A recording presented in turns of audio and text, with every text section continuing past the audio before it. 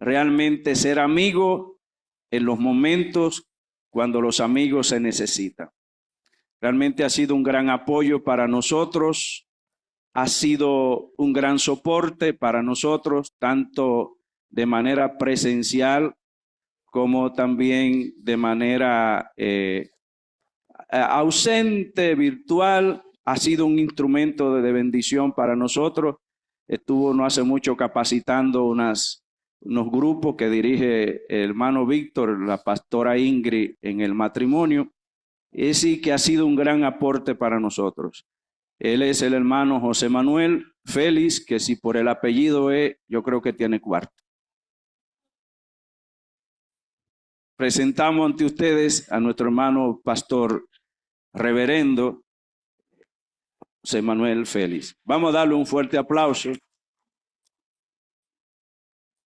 Está como más buen mozo. Eso viene de fábrica. Usted me parece a la esposa mía en ese sentido. Cada día está más buena.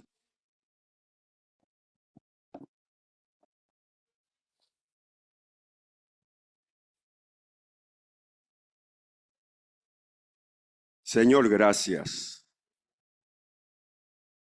Gracias por este día. Gracias por tu misericordia. Gracias porque nos permite estar en el hogar de restauración. Señor, gracias por los que están aquí y los que están allá. Gracias por los que has restaurado y gracias por lo que vas a restaurar.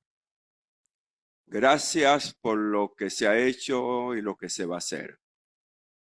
Aleluya, siempre te daremos la gloria, la honra, la alabanza y la adoración. Tú la mereces, Señor. Por tu gracia estamos aquí. Aleluya, aleluya. Dejaremos este oficio cuando tú levantes tu pueblo. Pero mientras no levante tu iglesia, estaremos haciendo lo que debemos hacer. Padre, gracias por la invitación de este día y gracias por la palabra que hemos de compartir con esta congregación, con tus hijos. Confiado y esperamos que tú algunas palabras le hables a tus hijos y quede en el corazón de tus hijos, que sea de bendición y para bendición. En el nombre poderoso de Jesús, en el nombre del Dios Trino, Dios Padre, Dios Hijo y Dios Espíritu Santo, a quien damos la gloria por siempre y para siempre. Amén. Amén. Qué bueno, Dios le bendiga, hermanos. Hermanos y hermanas, que Dios le bendiga. De ver es un placer para mí estar con ustedes. ¿Y por qué no pedirle excusa? ¿Y por qué no? Bueno, se dice que ya los evangélicos no deben pedir excusas, sino pedir perdón. Porque esa es la palabra del evangélico, pedir perdón. Yo debía estar aquí, según el pastor Pacheco, ¿verdad? Que si nos está oyendo, lo saludamos en el nombre del Señor, a él y a su esposa y a los que están por allá. La invitación era para que estuviera el domingo pasado, pero apenas nosotros salíamos de una convención y todavía el sábado estábamos ahí trabajando y le dije, no es posible, porque en las convenciones uno termina medio traqueteado. Y a veces, en el caso nuestro, a veces solíamos llegar a la convención a las 8:30 de la mañana, todavía a las 11 de la noche estábamos igualito trabajando. Pero aquí estamos. Pero gracias que hoy nos pueden recibir. Y gracias a Víctor, ¿verdad? Que nos dio una bola. Anoche me dio una bola, Víctor, gracias. Gracias. Y gracias a Franklin, ¿verdad? Que fue el que encontré tempranito aquí esta mañana. Gracias, gracias. Qué bueno. Y gracias a cada uno de ustedes. Yo quiero que reflexionemos un poco sobre la palabra del Señor. Y permítame decirle, como en todas iglesias, aquí tenemos profesionales y no profesionales. Pero para los que son profesionales y no profesionales, Dios no trabaja con profesión. Dios trabaja con proceso. ¿Me escucharon? No importa la profesión que nosotros tengamos, Dios no trabaja con nuestras profesiones. Dios trabaja con nuestro proceso. Porque Dios quiere procesar. No esa es la intención de Dios. Porque si Dios trabajara con profesión, pues trabajara con todos los profesionales que están de aquel lado. Y trabaja con nuestro proceso porque quiere moldearnos. La intención de Dios es moldear nuestras vidas. Y debemos entender que Dios quiere moldearnos porque tiene propósito para con nosotros. Y a veces no entendemos los propósitos de Dios, pero Dios tiene propósito en nosotros. Y dice en el libro de Jeremías, capítulo 29, y tengo pensamientos buenos para ti. Amén. Y tengo cosas buenas para ti, cosas de bien y no para mal. Esa es la intención de Dios. Tiene cosas buenas. Pero a veces en este camino, queridos hermanos, no todas las cosas nos salen bien.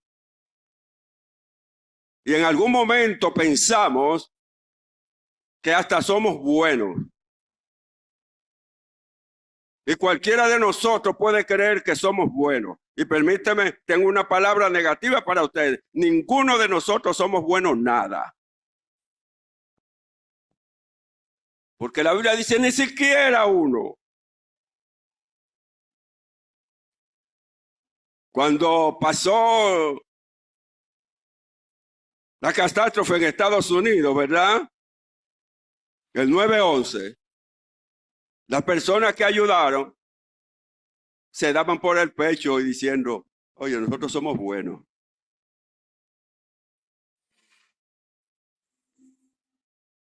Y se ha determinado que las personas hacen cosas por miedo, por temor, pero no porque son buenos. Todo lo que nosotros podemos hacer en los caminos del Señor, no porque somos buenos. Lo hacemos posiblemente porque queremos ganar el reino de los cielos, pero tampoco podemos ganar el reino de los cielos haciendo cosas, porque no es por obra para que nadie se jacte. Usted puede dar, y perdone si ofendo, usted puede dar los millones de chanflín. Ah, yo no tengo cuarto, pastor. No tengo. Este Félix no tiene cuarto. Usted puede dar los millones de chanflín, pero eso no nos salva.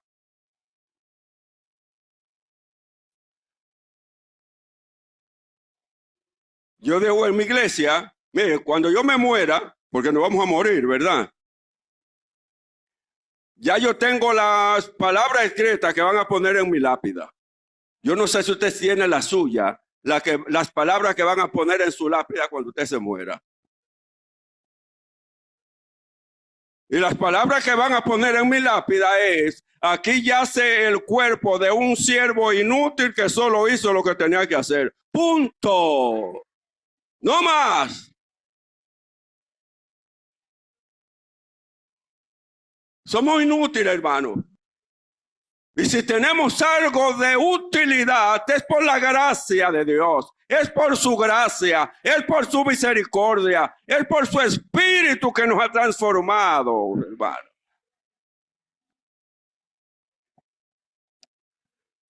Permítame contarle una historia real. Y cuando menciona el nombre, posiblemente algunos la conocen, porque está por ahí. La Oprah Winfrey, la famosa morena. Y esa señora es un ícono mediático de los Estados Unidos. Periodista, actriz, productora, y es una filántropo. Reconocida por transformar una infancia de pobreza y abuso en un imperio de multimedia, convirtiéndose en la primera afroamericana en ser millonaria de la historia.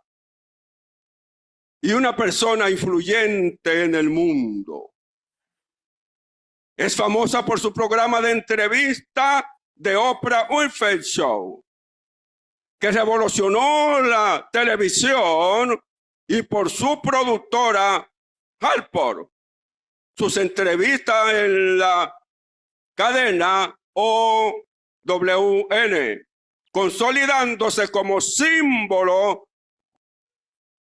de empoderamiento y de éxito autodidacta. Esa señora vivió y nació en Mississippi en 1954. Nació en la pobreza. Vivió abuso sexual. Fue maltratada. No tenía una educación. Y gracias a su padre pudo adquirir una educación. Y por medio de la educación empezó a crecer para ser lo que es hoy, famosa, y tiene dinero para darle a todo el mundo.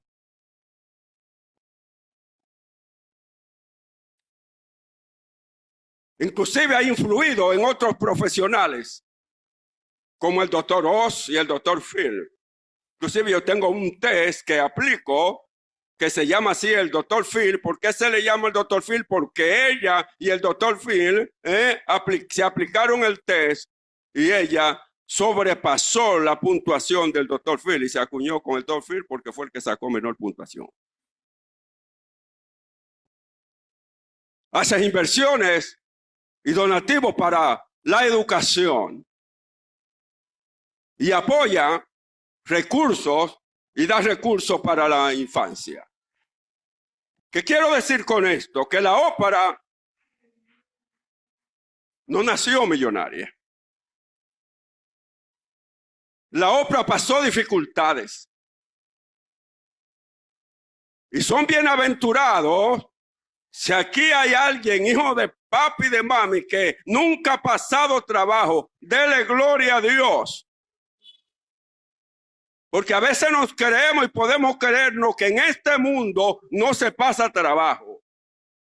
Pero en este mundo se pasa trabajo.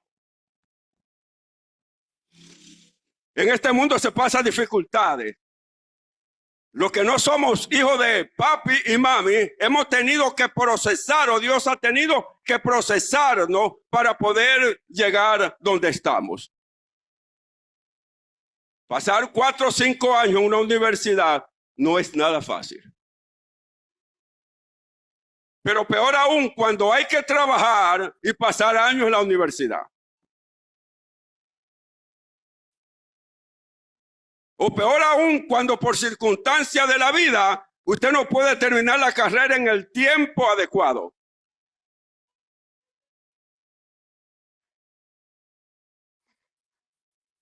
Y hoy yo quiero conversar con ustedes. Porque también creemos en ocasiones que estar protegido por el Señor o tener la unción del Señor no nos va a pasar nada. Cámbiese de ese lado. Porque si no se voltea de ese lado, le va a salir un rámpano de ese lado.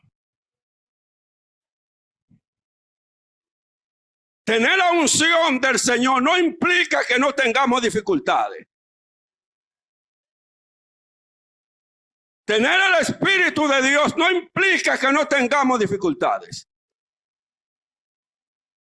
Ser bautizado con su gracia no implica que el diablo no nos tiente.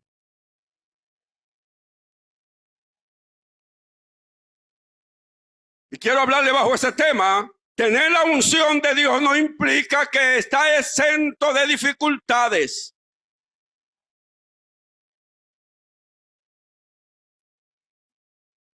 Quienes tienen mucho tiempo en el Evangelio han leído y saben, y aún no creyentes saben, que Saúl fue el primer rey de Israel. Eso lo sabe todo el mundo, esa es historia patria. Y que Saúl, cuando Dios lo llamó, el Espíritu de Dios topó a Saúl. el Espíritu del Señor tocó a Saúl y Saúl estuvo entre los profetas. Y Saúl profetizó. Pero nadie conoce la profecía que dijo Saúl. Pero sabe una cosa, que a Saúl lo tildamos más por malo que por bueno.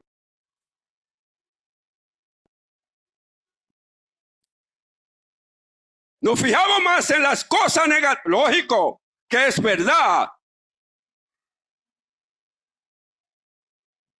Sin embargo, ese Saúl, Dios le dio un mandato y ese fue el motivo de su desgracia, porque Dios le dio un mandato y él hizo lo que le dé la gana.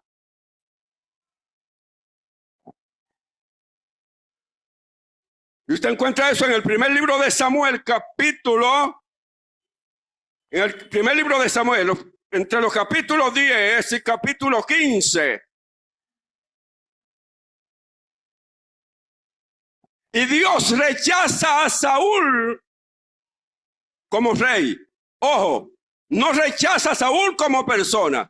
Yo tengo la expectativa, y perdóneme, yo tengo la expectativa de que Saúl pudo alcanzar la salvación. Es una teología rara. Porque Dios lo rechazó como rey, no como persona. Y en el momento final de la salvación, el único que tiene facultad de decidir quién es salvo es Dios. Dios es el único. Y en ese momento final, los pensamientos que pasan por su vida, nadie lo sabe, solo Dios lo conoce. Como igual yo no sé los pensamientos que están pasando por ustedes. En el ser humano en el día, ¿sabe cuántos pensamientos pasan? 80,000 pensamientos pasan en el día. Yo no sé cuánto han pasado en ustedes. Y de esos 80,000 pensamientos, el 80% son basura. Incluyendo los evangélicos. ¿O acaso los evangélicos no tienen pensamientos negativos? Ay, ñeñe.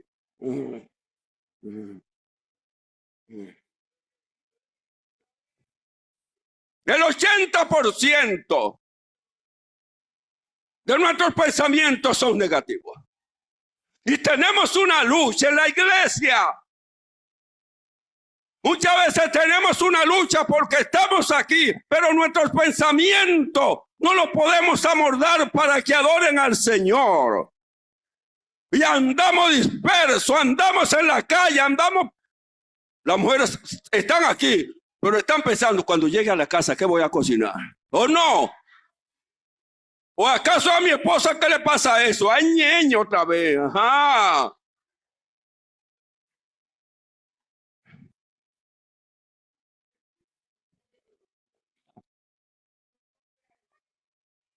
¡Aleluya! Entonces Dios, por Saúl desobedecer a Dios, Dios lo rechaza como rey y le quita el reinado. Pero leamos en primer libro de Samuel, el capítulo 16, versículo 12 y 13. Recuerda que una vez que Dios rechaza a Saúl, le dice a Samuel, ve, unge un rey.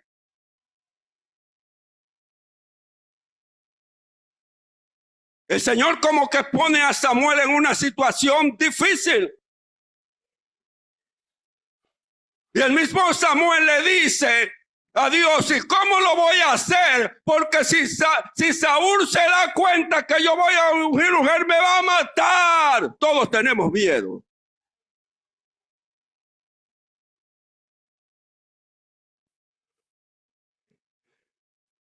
Y vete a la casa de Isaí. Porque ya me he previsto de un rey.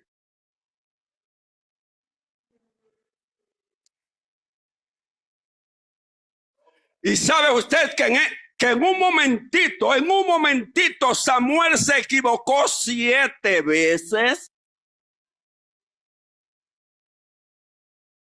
7 veces. Ay, se emocionó, porque los seres humanos somos emocionales. Cuando fue a ungirle a Eliú, yo le dije, ese no. Primera falla, segundo, tampoco. Y tercero, tampoco. Hasta los 7, ninguno. Digo, ajá. Y entonces, 7 veces. Solo Samuel se equivoca.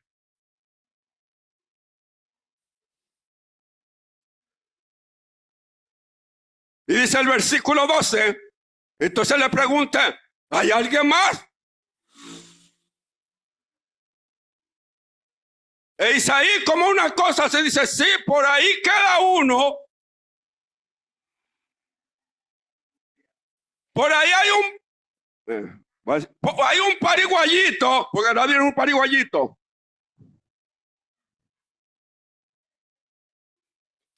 Pues manden a buscar ese, porque hasta que ese no venga, no nos vamos a sentar a la mesa.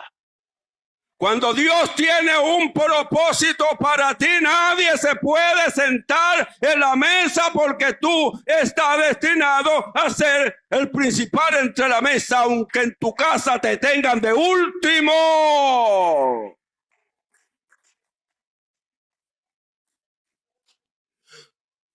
Isaí mandó a buscar a David y se lo trajeron. Oye, el calificativo: era buen mozo, como yo. Trigueño, de buena presencia. David no era blanco, ojo.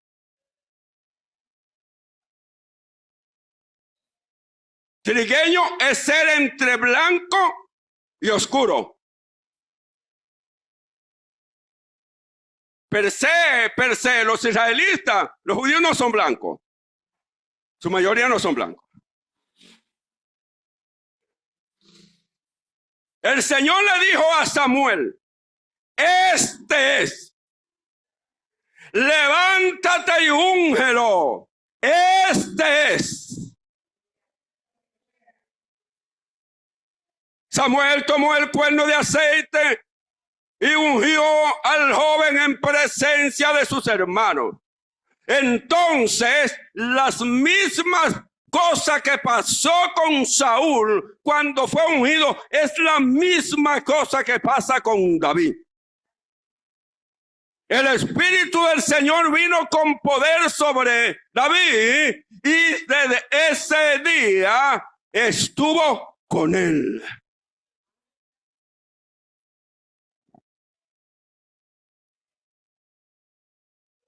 Aleluya.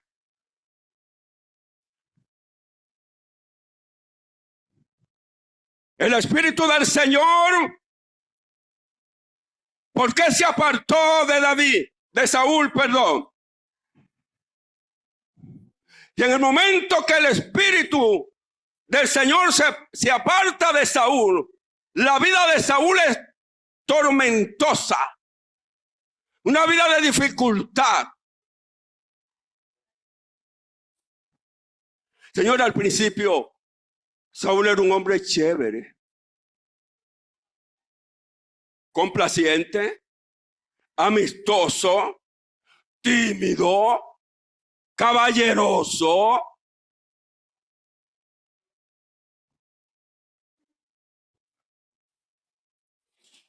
Y es en esa circunstancia, cuando Saúl está atormentado, que llega David a la vida de Saúl. Como sabía tocar el arpa y había fama de que él era un buen músico, David cantaba muy bien y tocaba muy bien. Y un cortesano le dice, mire mi señor, hay un hijo de Isaí que sabe tocar Y lo único que lo puede calmar a usted es la música, es la alabanza. En otras palabras, lo único que le puede calmar el diablo a usted, porque era un diablo que tenía, es un espíritu malo. ¿De quién? De parte del Señor. Así dice la Biblia. Todavía Saúl sigue siendo caballeroso y aceptó. Todavía escuchaba.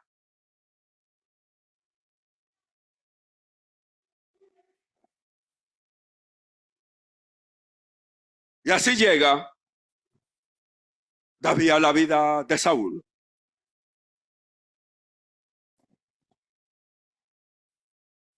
Después que el espíritu malo llega a la vida de Saúl, Saúl se transforma.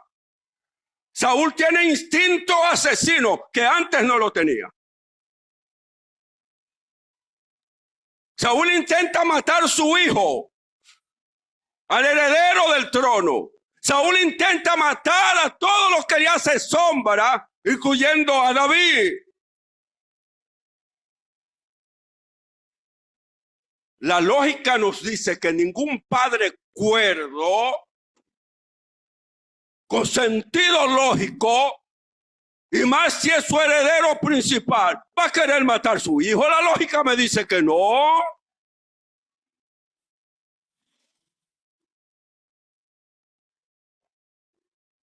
David no tuvo otra opción, sino la opción de correr para salvar su vida. David se me parece un video que vamos a ver ahora. El caso de Finea Gay. Algunos estudiantes posiblemente me oyeron mencionarlo en la universidad. Vamos a ver el video. 3 minutos, nada más.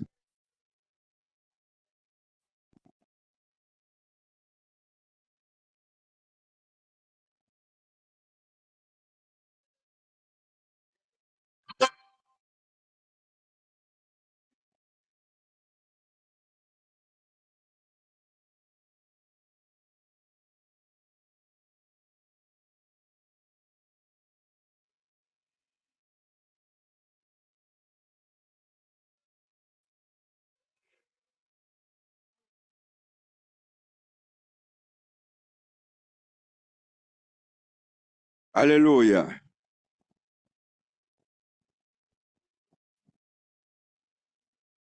El caso de Finea Gay fue un caso que inquietó la neurociencia para ese tiempo.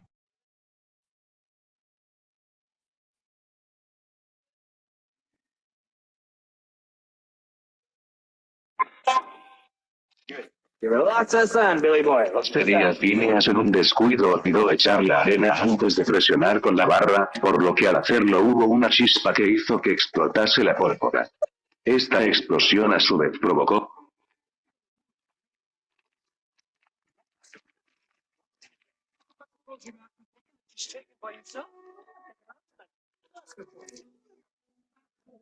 el 13 de septiembre de 1848 Phineas Gregg estaba trabajando a las afueras de Cavendish, Vermont en la construcción de una línea de ferrocarril.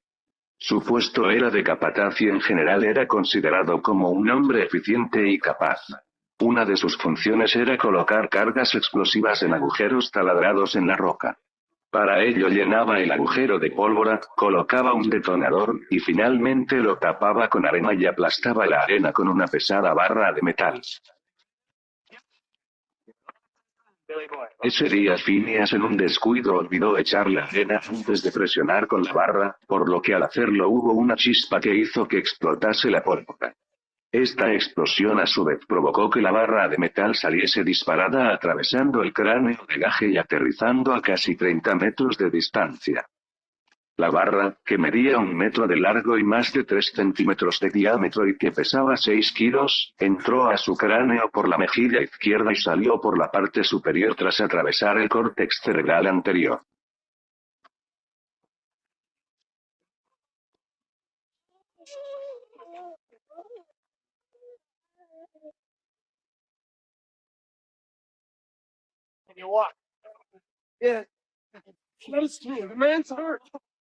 Después del accidente lo llevaron en una carreta varios kilómetros hasta la consulta del Dr. Harlow, uno de los médicos del pueblo, que fue quien dejó constancia de su evolución.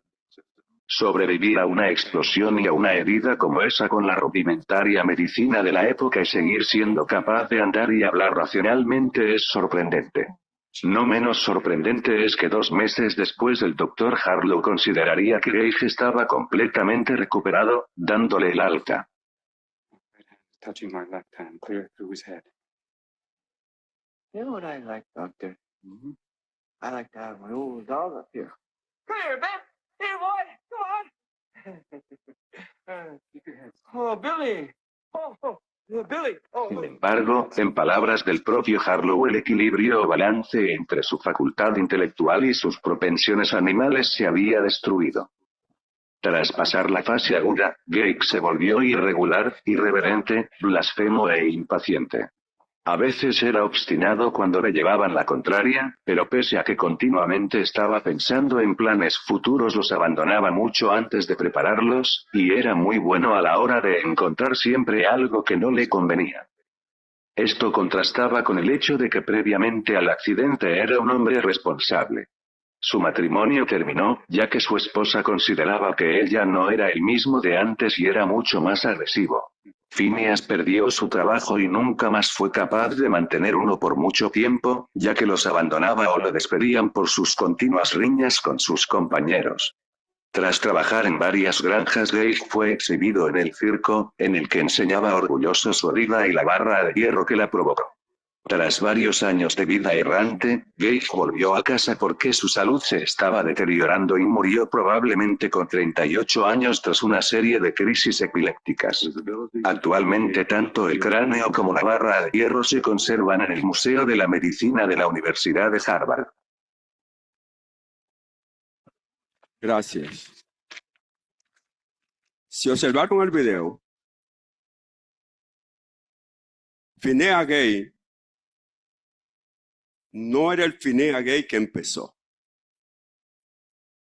Hombre simpático, caballeroso, decente, buen esposo, de todos los pueblos.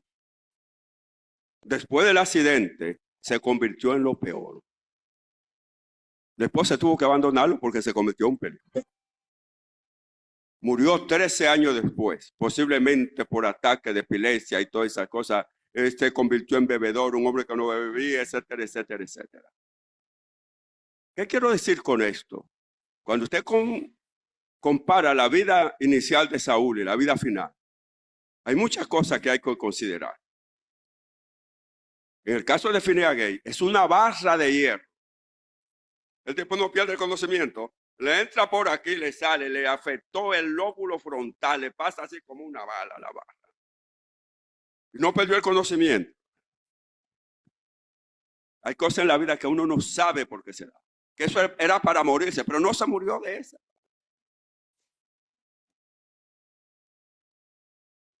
Pero termina diferente. La vida de Saúl es así. Yo tengo un poco de sentimiento con Saúl. Honestamente, confieso, yo tengo sentimiento con Saúl.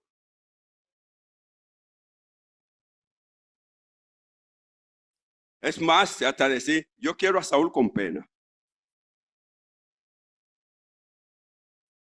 Porque los seres humanos, cuando tienen situaciones difíciles, usted tiene que pensar en ello. Pero la tendencia a veces nosotros es satanizarlo. No, es un asunto de Dios y Él. Yo tengo sencillamente que aceptar lo que dice el pasaje, pero yo tengo unas emociones que me permiten rechazar o me permiten aceptar. Y vamos al caso de David, porque lo que quiero utilizar esto para llegar al caso de David, por la situación, por lo impulsivo, lo perverso, lo diabólico, lo endemoniado, vamos a decir así, que se convirtió Saúl. Ya nadie lo soportaba. Y David tuvo que huir para salvar su vida, no había de otra. El primer libro de Samuel, en el capítulo 22, leamos los primeros 2 versículos. Ya Samuel es un rey, ¿verdad? Es un rey ungido, pero un rey que no tiene corona, es un rey que no tiene tropa, es un rey que no tiene palacio.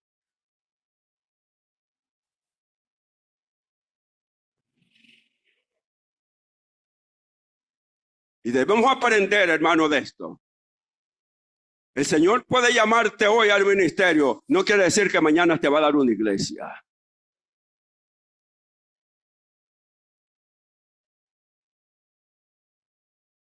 El Señor puede decirte en su sapiencia, porque Él lo sabe todo. Mira, tarde o temprano, tú serás el pastor del hogar de restauración. No se adelante para darle un golpe de estado al pastor David.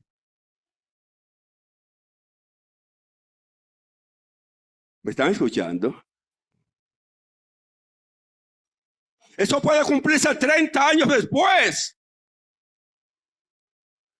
Porque Dios no tiene problema con el tiempo. Lo que tenemos problema con el tiempo somos nosotros.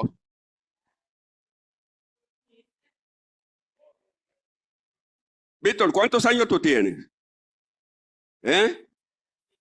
35. Ya Víctor empezó a envejecer. ¿Lo está oyendo, señora?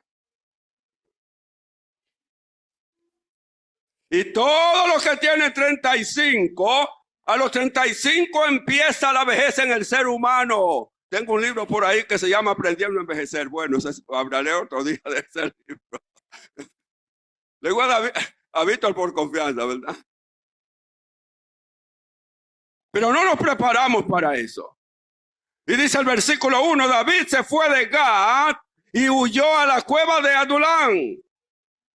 Cuando sus hermanos y el resto de su familia se enteraron, fueron a verlo allí. David estaba huyendo. ¿Quién estaba huyendo? Era el rey ungido.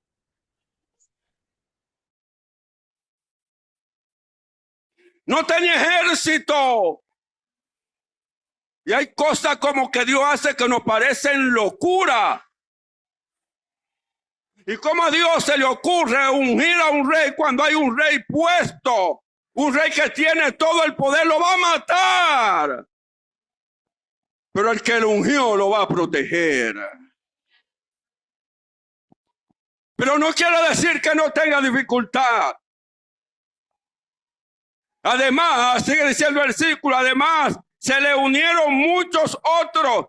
Anote esto. Y estaban los que estaban en apuro. A David se le unieron 3 grupos. Los que estaban en apuros, los cargados de deuda y los amargados. Esa era la gente que acompañaban a David.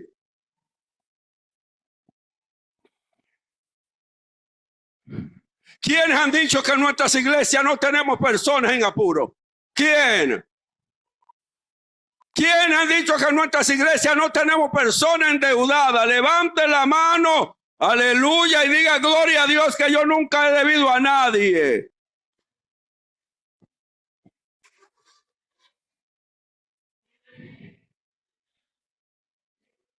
¿Quién ha dicho que en nuestras iglesias no tenemos personas amargadas que no han podido sanar sus raíces y amarguras? Rencoroso. Porque este es un hospital donde caben todos y donde el Señor lo va a regenerar y lo va a sanar. Por eso venimos a la iglesia.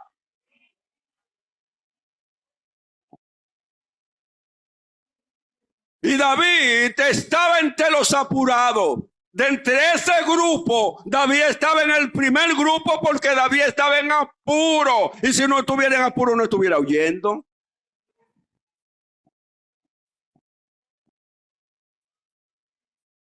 David no tenía casa. Su casa era las cuevas.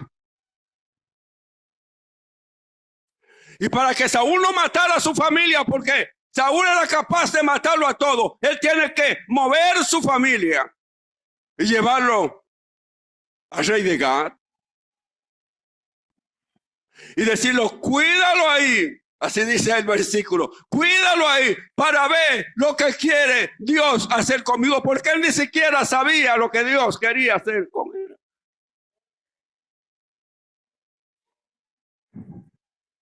Eso se llama proceso.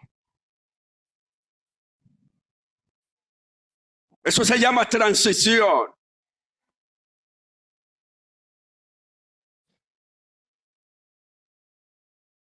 Eso se llama que Dios nos está manejando. La persona encargada de deuda son las personas que tienen la dificultad, no pueden dormir. El que debe y es honesto y no puede pagar, no puede dormir. Ahora los sinvergüenzas no tienen problema, le cogen a otro, le cogen al otro y al otro y al otro y al otro, y como dice por ahí, le deben a las 80,000 vírgenes. Y sabe, lo peor en algún momento, cuando no pueden más, se suicidan.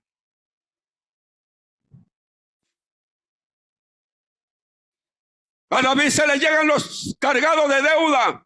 Estaban llenos de estrés, estaban llenos de ansiedad, una ansiedad crónica. Tenía una irritabilidad, dificultad para concentrarse, no podían estar en paz.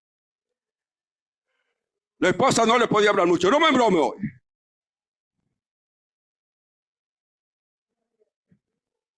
Si usted ha tenido algún esposo endeudado con dificultad, usted no le puede hablar mucho. Es porque está fuera de sí, hermano. Y esas son las personas que se juntan a David. Se cansan de pensar y no saben cómo salir de la situación. Su autoestima baja, se aíslan. No son capaces de producir como producían antes. Y los de afuera nada más dicen, ¿y qué le pasa a fulano? Nadie conoce el problema de fulano.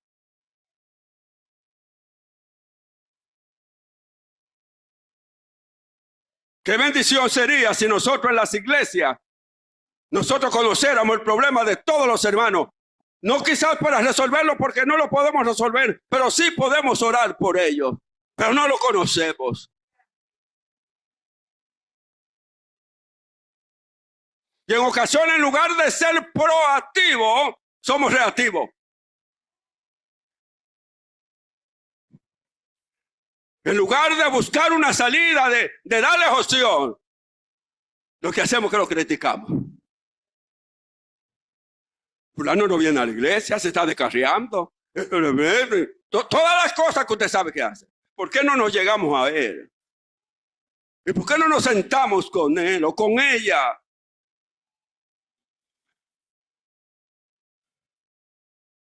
Y para oírlo, para oírlo.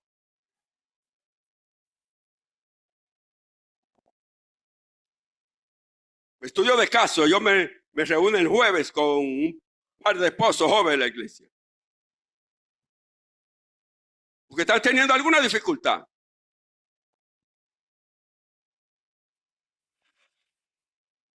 Para escucharlo. Yo quiero saber qué hay en ustedes. Han cambiado. No son lo mismo. Y ahí abre su corazón.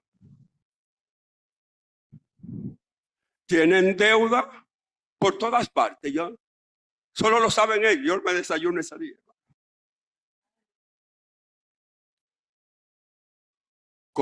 Cayeron en el error.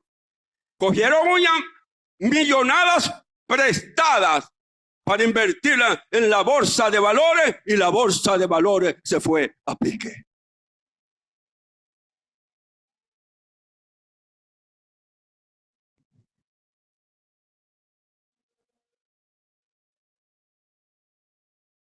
Y no saben ahora cómo pagar.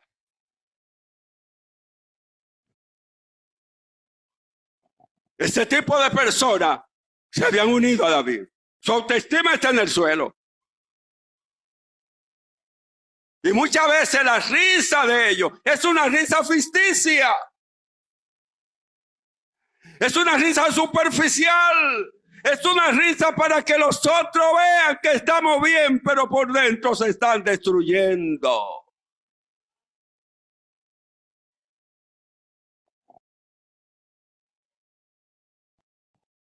A David se le unen también los que están en apuro, que él mismo está en apuro.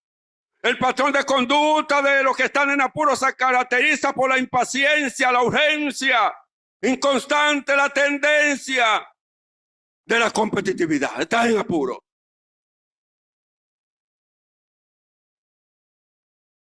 Las personas que están en apuro suelen sentir que no pueden permitirse un descanso. Trabajan hasta que se muera, pero nunca salen del apuro.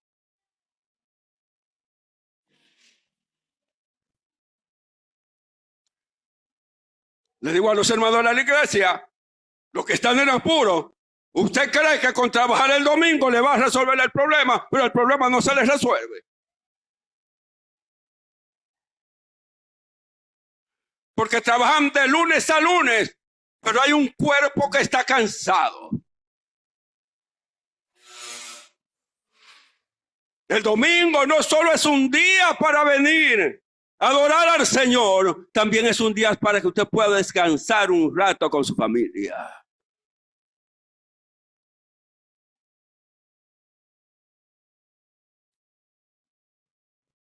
La doctora Paulina Williams, psicóloga clínica, explica que a la larga puede generar, los que están en apuro, un estrés crónico, agotamiento físico, ya que al vivir siempre en apuro es una señal de una ansiedad también crónica.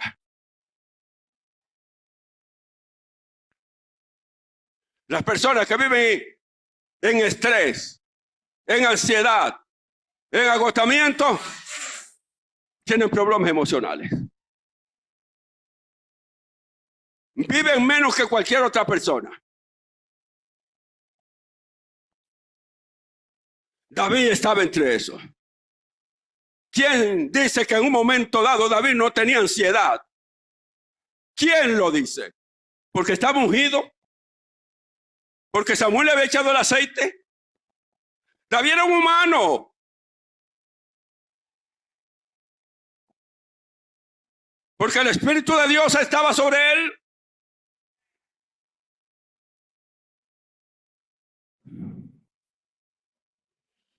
Si fuera así, hermano, y perdone, todos los miembros de nuestras iglesias universalmente estuviéramos listos para irnos para el cielo, porque somos los santos varones y las santas varonas. No debe pasarnos nada, pero nos pasan cosas.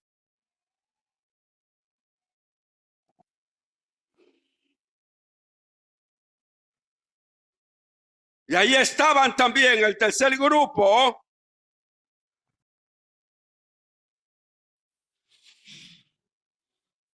los angustiados, los problemas.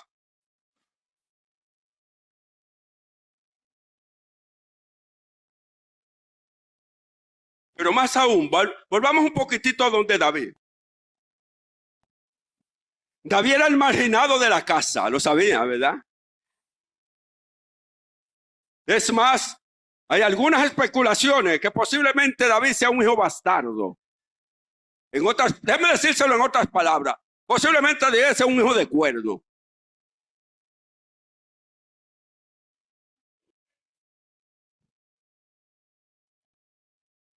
No era hijo del matrimonio.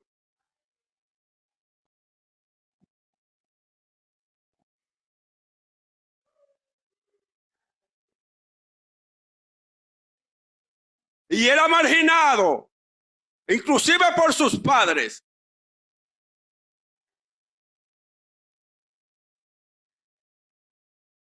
Si usted lee el Salmo 27:10, búsquelo ahí mismo. El Salmo 27:10, quien escribe David dice: aunque mi padre y mi madre me dejaren, Jehová con todo me recogerá. Se presume que sus padres no lo tenían en lugares que debían tenerlo.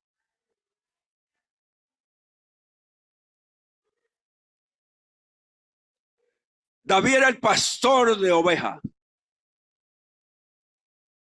Mientras que Liu y el otro, los 7, trabajaban posiblemente cerca de su padre, David tenía que ir a la montaña.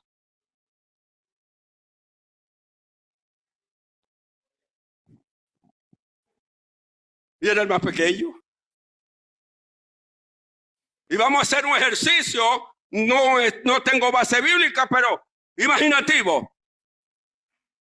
A los 10 años, ya David podía estar pastoreando a la oveja.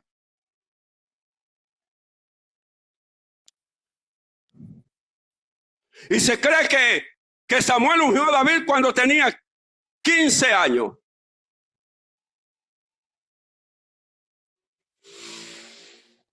Si Samuel ungió a David cuando tenía 15 años, David tenía 5 años todos los días, subiendo a la pradera, a las montañas,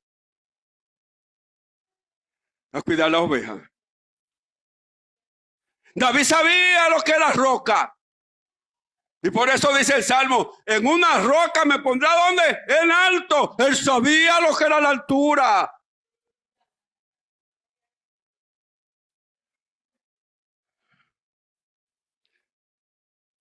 David hacía 3 cosas todos los días por la mañana.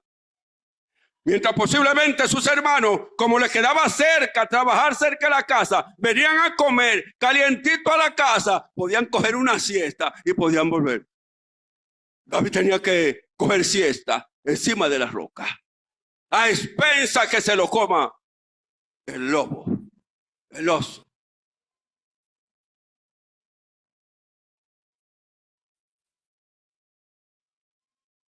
David tenía que llevar agua y pan. Número 1. Porque pasaba el día entero por allá. David tenía que llevar el arpa.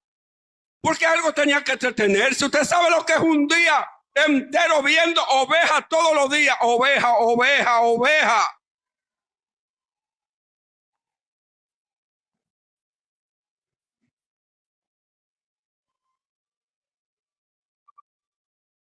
Ok, David llegaba al momento, ponía las ovejas en el pasto, le daba agua, y de ahí, ¿qué iba a hacer?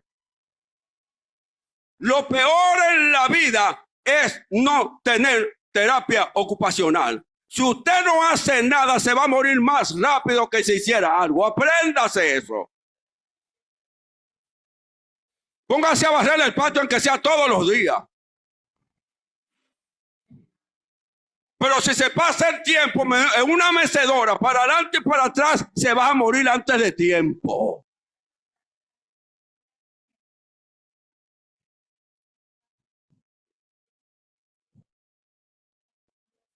Porque su cerebro no está generando.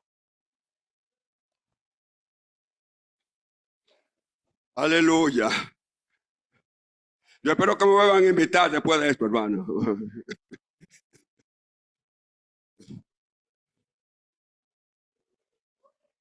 Después de poner las ovejas en pasto y ponerle agua, ¿qué iba a hacer? A tocar el arpa.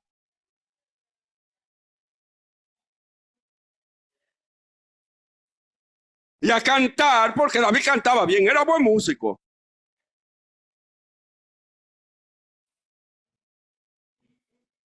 ¿A quién de nosotros, cualquiera en la iglesia, después que los adoradores tienen una hora, va a decir, ¿y qué tanto canta? ¿A qué? ¿No le ha pasado? No, solo a mi iglesia que me lo dicen. Y nos vamos a pasar el día cantando. David se aburría de cantar, hermano.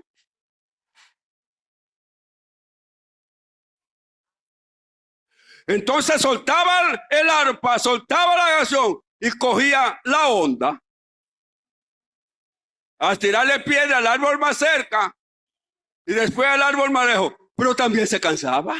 Y se iba a pasar la vida tirándole piedra a los árboles. No. Hermano, es que la rutina cansa. Por eso la iglesia en la adoración hace cosas diversas, porque la misma cosa nos cansa.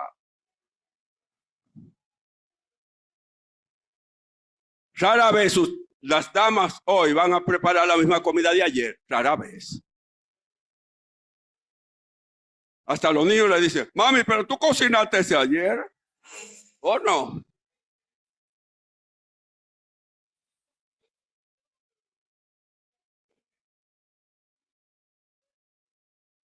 Ya alguna tiene que decirle, mi hijo, no hay más nada, solo hay comida del desierto. ¿Sabe cuál es la comida del desierto? Arroz blanco con huevo. No hay más nada. No hay más nada. Con un huevo revolteado afuera. Y David, pensemos, David pasó 5 años en esa rutina, todos los días, la montaña, todos los días.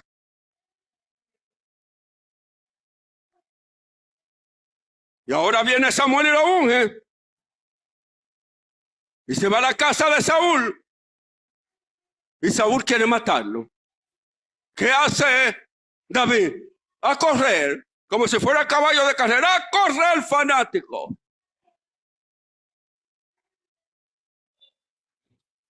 ¿Sabe cuántos años pasó David corriéndole a Saúl? 15 años. 15 años y tenía la unción, tenía el poder de Dios. ¿Y por qué Dios no lo libró? Porque lo estaba procesando.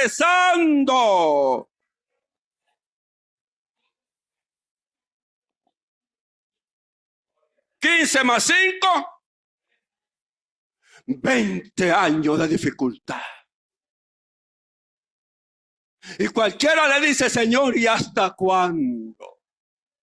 Y cualquiera le dice, Señor, ¿y hasta cuándo voy a tener esta prueba?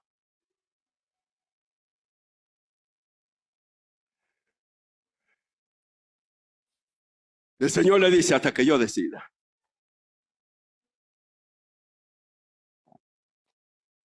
Y por la lectura se dan cuenta que David tuvo toda la oportunidad de acelerar el proceso de su reinado, más esa no hubiese sido la voluntad de Dios.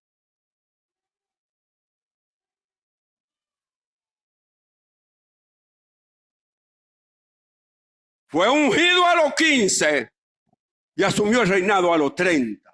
15 años después. Ay, si Dios te llama hoy, no esperes que mañana te va a entregar la gloria.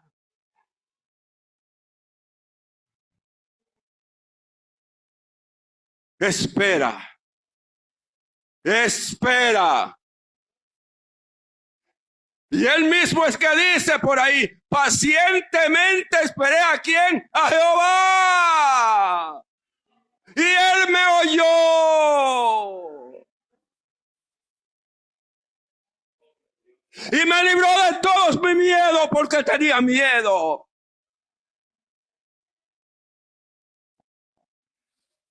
Encontró un amigo leal que se llama Jonatán. Y le dijo, es verdad, mi padre quiere matarte, vete. Vete que te va a matar. ¿Y sabe quién se lo estaba diciendo? El dueño del trono. Porque a Jonatán era el que le tocaba el trono, era el dueño. Pero Jonatán, Dios había trabajado en el corazón de Jonatán. En este camino no debe haber celo, hermanos. Porque Dios le da a cada quien lo que tiene que darle.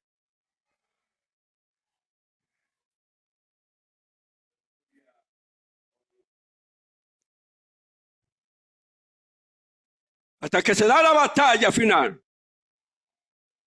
1 Samuel capítulo 31.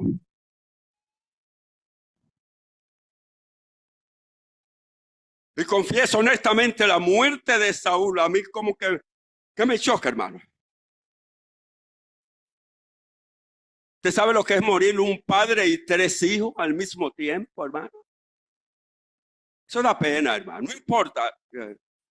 Son seres humanos. Pero Jonatán no tenía ninguna culpa, hermano. Jonatán no había cometido pecado.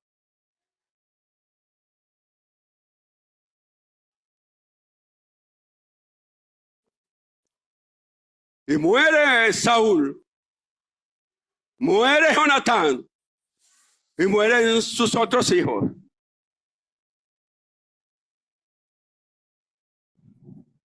El hogar más enlutado de Israel en ese momento era la familia de Saúl.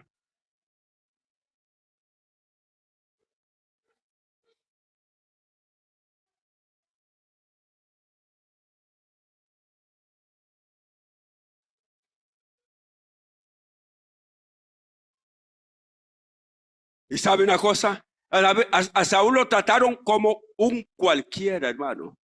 En la muerte lo trataron, los filisteos lo trataron como un cualquiera. Y era un rey, hermano. Hicieron escarnio de él, especialmente de él. Sus compañeros salieron huyendo todos. Lea después en los capítulos. ¿Sabe quiénes lo socorrieron? Tuvieron compasión al ver su cadáver guindado, porque los filisteos guindaron su cadáver. La gente de Jabes de Galaad. Ay, porque la primera misericordia que hizo David fue con la gente de Jabes, que lo libró. Y ellos estuvieron presentes, esa misericordia que había hecho David con ellos. En la vida hay que ser agradecido. No se olvide de aquel que alguna vez en la vida le hace un bien.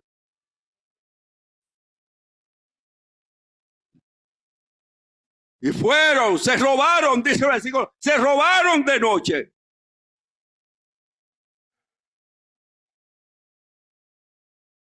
El cuerpo de Saúl. Lo incineraron. Posiblemente la primera incineración. Bueno, después de los egipcios hay que una investigación.